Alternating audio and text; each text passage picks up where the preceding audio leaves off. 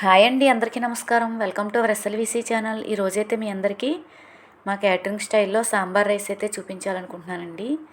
చాలా రుచిగా ఉంటుందండి. ఈ విధంగా తయారు చేసుకుంటే మీకు లంచ్కైనా డిన్నర్కైనా వేడివేడిగా సర్వ్ చేసుకుంటే చాలా బాగుంటుందండి. ఇది అప్పడాలతో కానీ వడియాలతో కానీ చల్లమిర్చితో కానీ చాలా బాగుంటుంది. దీని తయారీ విధానం చూద్దాం. ముందుగా అయితే నేను ఒక పావు కిలో రైస్ అయితే అండి ఉడికించుకుని రైస్ వార్చుకున్న తర్వాత వేడి మీదే మొత్తం మెత్తగా మెదిపేసుకుంటున్నానండి. ఈ విధంగా గరిటతో కానీ మన దగ్గర పప్పు గుత్తుతో కానీ మెత్తగా మెదిపేసుకుని ఈ విధంగా పక్కన పెట్టుకోవాలి.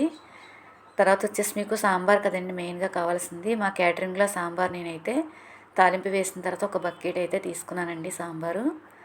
మనం ముందుగా మెత్తగా మెదిపేసుకున్న రైస్ని అయితే ఒక గిన్నెలోకి అయితే తీసుకుంటున్నానండి. కొంచెం వెడల్పుగా ఉన్న పెద్ద గిన్నెలో తీసుకుని దాంట్లోకి మనం తీసుకున్న సాంబార్ కూడా మొత్తం వేసేసుకున్నానండి. కొంచెం ఎక్కువగానే పడుతుందండి మీకు, తర్వాత అయితే టైట్ అయిపోతుంది కాబట్టి ముందు కొంచెం ఎక్కువగానే వేసుకోవాలి సాంబారు. ఇది వేసిన తర్వాత స్టవ్ మీద పెట్టుకుని మనం ఒక 10-15 నిమిషాలు మాత్రం ఉడికించుకోవాలండి. దగ్గరుండి గరిటతో తిప్పుకుంటూ అడుగు పట్టకుండా ఇలా తిప్పుకుంటూ ఉడికించుకోవాలండి. మొత్తం రైసు సాంబారు కలిపి చూసారు కదా. ఇలా ఉడుకుతున్నప్పుడు దీంట్లోకి చివరిగా నెయ్యి అయితే వేసుకోవాలండి. ఇలా ఉడికి రైస్ సాంబార్ అన్నంలోకి నెయ్యి వేసుకుని అది కూడా వేసిన తర్వాత ఒక్క నిమిషం పాటు ఉడకనిచ్చి మనం వేడివేడిగా సర్వ్ చేసుకుంటే చాలా అంటే చాలా బాగుంటుందండి. ముఖ్యంగా మనం ప్రయాణాలు చేసేటప్పుడు ఈ విధంగా తయారు చేసుకుని బాక్స్లో పెట్టుకునండి మనం ఒక స్పూన్ వేసుకుని జర్నీ చేసినప్పుడు చాలా అంటే చాలా ఈజీగా ఉంటుందండి పట్టుకెళ్ళడానికి కూడా.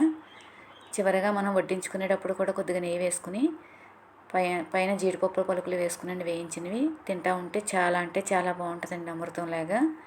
పక్కన మీకు నంజుకు వచ్చేసి అప్పడాలు కానీ వడియాలు కానీ చల్లమిర్చి కానీ పెట్టుకుంటే చాలా రుచిగా ఉంటుందండి సాంబార్ రైస్ వచ్చి.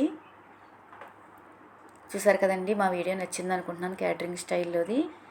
మీరు కూడా తప్పకుండా ట్రై చేయండి. థ్యాంక్ యూ అండి.